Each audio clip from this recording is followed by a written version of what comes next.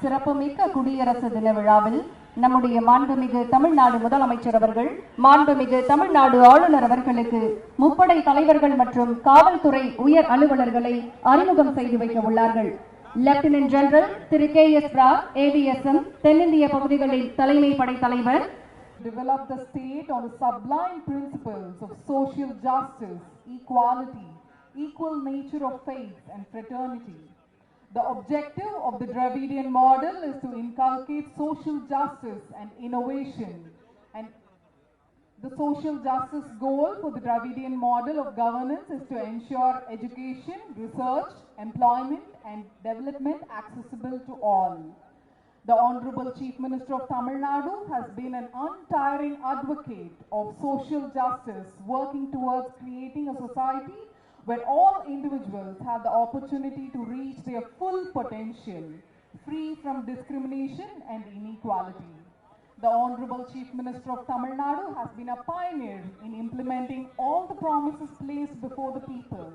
We welcome the champion of change through the Dravidian model, the Honorable Chief Minister of Tamil Nadu, on his way to take part in Republic Day celebrations. கோயம்புத்தூரை சேர்ந்த கோட்டை அமீர் அவர்களின் பெயரால் கோட்டை அமீர் மத நல்லிணக்க பதக்கம் தமிழ்நாட்டில் மத நல்லிணக்கத்திற்காக பாடுபட்டு சிறப்பாக சேவை செய்து வருபவருக்கு வழங்கப்படுகிறது.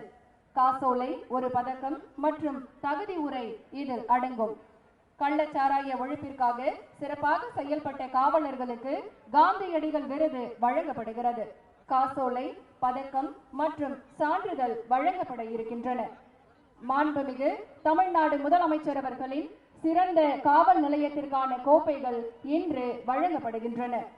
திருந்திய நெல் சாகுபடி தொழில்நுட்பத்தினை கடைபிடித்து அதிக உற்பத்தியை பெறும் விவசாயிகளுக்கு வேளாண்மை துறைக்கான சிறந்த விருது வழங்கப்படுகிறது.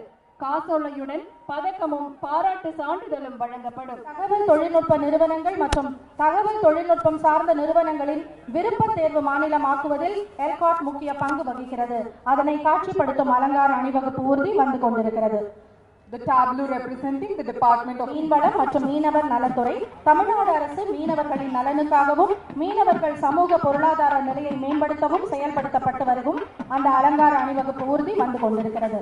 கைத்தறி நெசவாளர்களுக்கு 2 மாதங்களுக்கு ஒருமுறை வழங்கப்படும் விலையில்லா மின்சாரம், விசைத்தறி நெசவாளர்களுக்கான விலையில்லா மின்சாரம் என பல்வேறு திட்டங்கள் இத்துறையில் செயல்படுத்தப்பட்டு வருகின்றன. The Department of Handlooms and Textiles.